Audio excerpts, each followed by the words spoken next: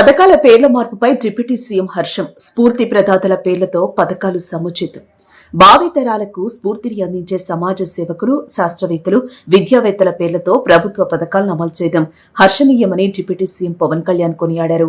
ఆంధ్రప్రదేశ్ రాష్ట్ర విద్యాశాఖలో పథకాలను డాక్టర్ సర్వేపల్లి రాధాకృష్ణన్, డొక్కా సీతమ్మ, అబ్దుల్ కలాం వంటి మహనీయుల పేర్లతో అమలు చేయాలని నిర్ణయం తీసుకున్న రాష్ట్ర ముఖ్యమంత్రి చంద్రబాబు నాయుడు విద్యాశాఖ మంత్రి నారా లోకేష్ కు అభినందనలు తెలిపారు. గత ప్రభుత్వ పాలనలో అన్ని పథకాలకు ముఖ్యమంత్రి తన పేరే పెట్టుకున్నారు. ఆ దుస్సంప్రదాయానికి మంగళం పడి విద్యార్థుల్లో స్ఫూర్తిని కలిగించే వారి పేర్లతో పథకాలు అమలు మంచి పరిణామమని పేర్కొన్నారు. పాఠశాల విద్యార్థులకు ఇచ్చే విద్యా కానుక ద్వారా యూనిఫామ్, పుస్తకాలు, స్కూల్ బ్యాగ్, బూట్లు, సాక్స్ లాంటివి ఇస్తున్నారు. ఏ పథకాన్ని డాక్టర్ సర్వేపల్లి రాధాకృష్ణన్ పేరుతో అమలు చేయడం సముచితం.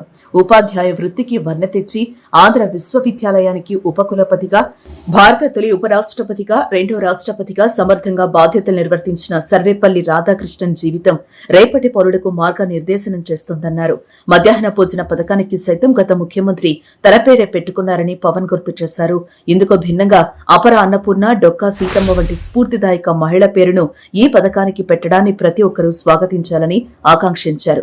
ఏ వేళలో అయినా కడుపు నిండా అన్నం పెట్టి ఆకలి తీర్చిన దానశీలి డొక్కా సీతమ్మ, వారి దయాగుణం, సేవాభావం విద్యార్థులకు తెలియచేయటం ద్వారా ఆ సద్గుణాలు అలవడతాయని పవన్ అభిప్రాయపడ్డారు. మన దేశపు missile man doctor Abdul Kalam పేరుతో విద్యార్థులకు ప్రతిభా పురస్కారాలు అందించడం ద్వారా యువతలో నూతనోత్తేజాన్ని కలిగిస్తుంది.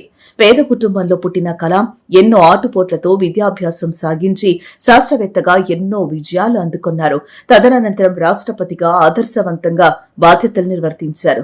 కలాం జీవన ప్రస్థానం నవతరంలో స్ఫూర్తిని కలిగిస్తుంది.